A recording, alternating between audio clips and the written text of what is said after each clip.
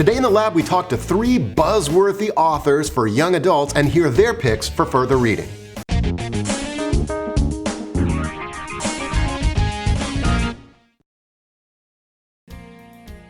Baby Bjorn, Swedish design, cool as can be, dad-friendly, Baby Bjorn. Countdown takes place in 1962 during the Cuban Missile Crisis. And it's about a little girl named Franny who is in 5th grade and feels she's invisible. She's a middle child and she can do no right. And in love with the boy across the street, has a best friend who's about to betray her. All the sort of things that kids today can relate to, I think. All during this time, there's this backdrop of being afraid she won't wake up tomorrow because the Russians have put missiles in Cuba. Well, it's a documentary novel. We made it up. And because I liked to read as a kid with lots of photographs and hands-on kind of materials, I asked Scholastic if I could put into this book scrapbooks that I envision made by the young Franny that have photographs and song lyrics and biographies, and interspersed every few chapters you'll find a scrapbook. Dear Dumb Diary is a series that I write for middle school girls, and I write in the voice of a middle school girl, Jamie Kelly. And this particular book is because a lot of people over time have asked me, how can you write in the voice of a middle school girl? The things that I write about are universal themes. They're envy and anger and greed. But in this book, I sort of address that question that I get quite often. Jamie is bitten by a little boy. Her friend convinces her that maybe now she has superpowers from the little boy, and she understands the male brain now. And so this book is written as the male writing the female, writing about what it means to be male. When I was in middle school, specifically 6th grade, I was running with some friends one evening and tripped and fell and knocked out my 2 front permanent teeth.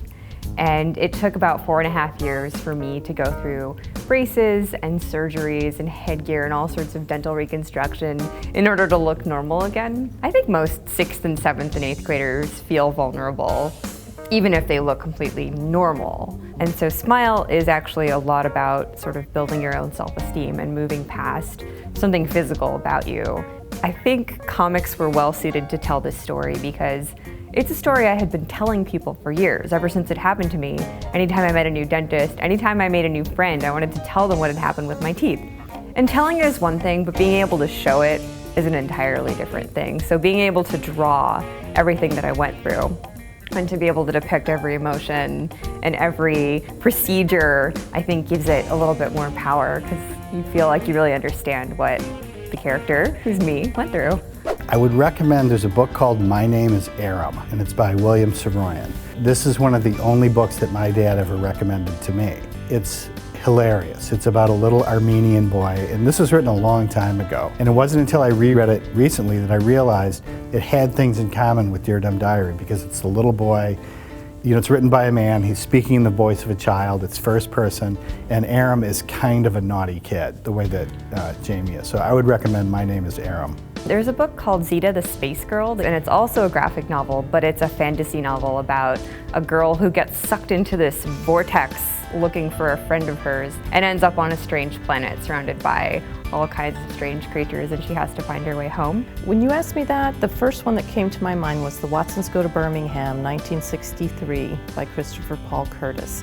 Fantastic family, fantastic dad, fantastic kids. It's a great, great book.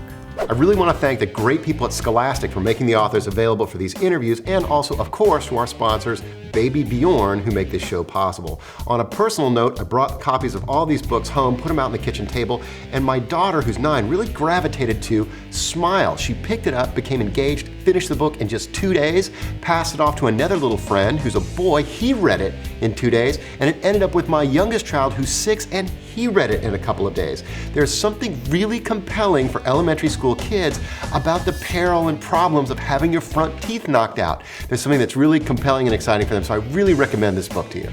See you next time in the lab.